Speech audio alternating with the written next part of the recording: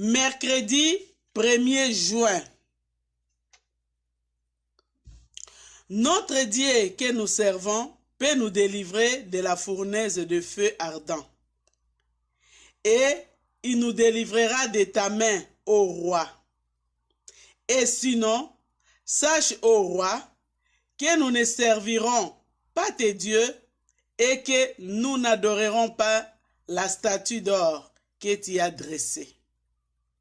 Daniel 3, versets 17 et 18. Les trois jeunes hébreux 1. Daniel 3.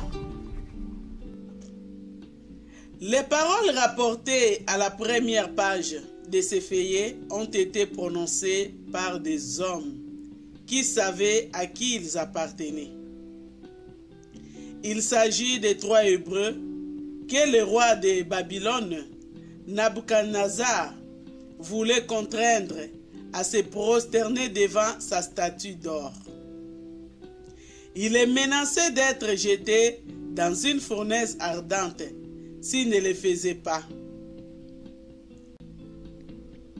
Pour eux, le Seigneur était tout, le monde est rien. Leur vie était en jeu. Mais qu'importe. Ils souffraient, mais comme voyant celui qui est invisible. Hébreux 11, verset 27.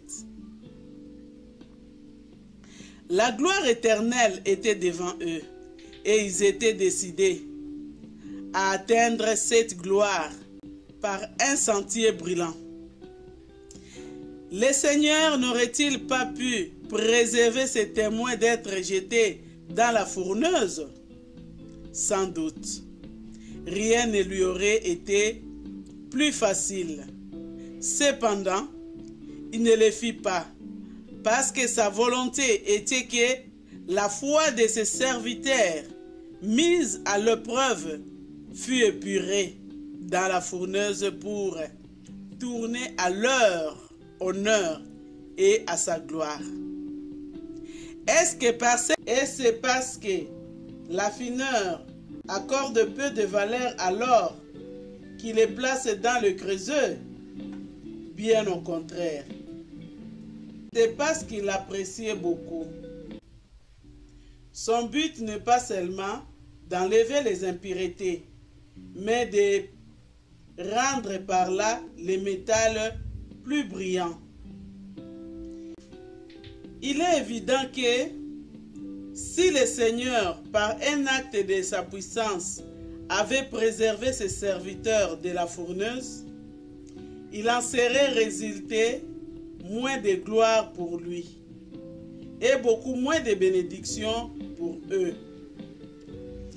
Il était infiniment préférable de jouir de sa présence et de sa sympathie dans la fourneuse que de faire l'expérience de sa puissance pour en être préservé.